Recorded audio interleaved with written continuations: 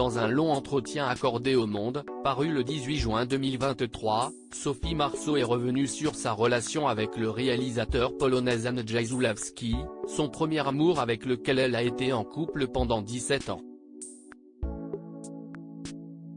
Dans la nuit du 16 au 17 février 2016, le réalisateur polonais Andrzej Zulawski est décédé des suites d'un cancer, à 75 ans.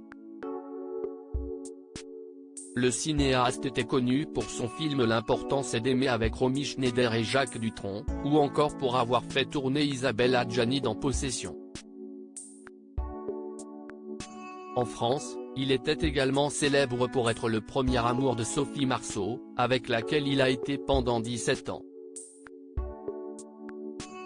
De cette union est né un garçon, Vincent, en juillet 1995. Et si leur relation a pris fin en 2001, les ex-amoureux sont toujours restés en bons termes. Le 18 juin, auprès du Monde, la comédienne est revenue sur cette longue histoire d'amour. Elle a expliqué que leur différence d'âge de 26 ans ne lui avait jamais posé problème.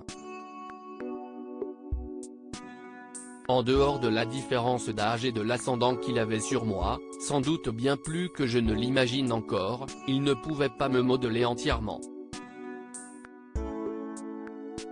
J'avais un caractère qui pouvait contrer le sien. Je ne me suis pas senti avalé, a-t-elle tenu à préciser. Sophie Marceau se souvient de sa vie auprès d'Andrzej Zulawski pendant plusieurs années. Sophie Marceau a donc partagé sa vie entre la France, les États-Unis et la Pologne, pays de son compagnon. Le pays étant à l'époque sous le joug du général Jaruzelski, la comédienne vivait dans deux mondes totalement différents. J'avais l'impression de revenir dans la cité communiste de mon enfance. Il faut imaginer qu'à cette époque je pouvais arriver de Beverly Hills, à Los Angeles, et débarquer à Varsovie, en passant par le 11e arrondissement de Paris, a-t-elle expliqué. Ainsi, elle passait du luxe des chambres d'hôtel aux États-Unis à faire la queue dans des magasins vides et lire des scripts que l'on se passait sous la table. Au cours de sa carrière, elle a tourné à 4 reprises pour Andrzej Zulawski, dans L'amour braque, 1985, Mes nuits sont plus belles que vos jours, 1989, La note bleue, 1991, et La fidélité, 2000.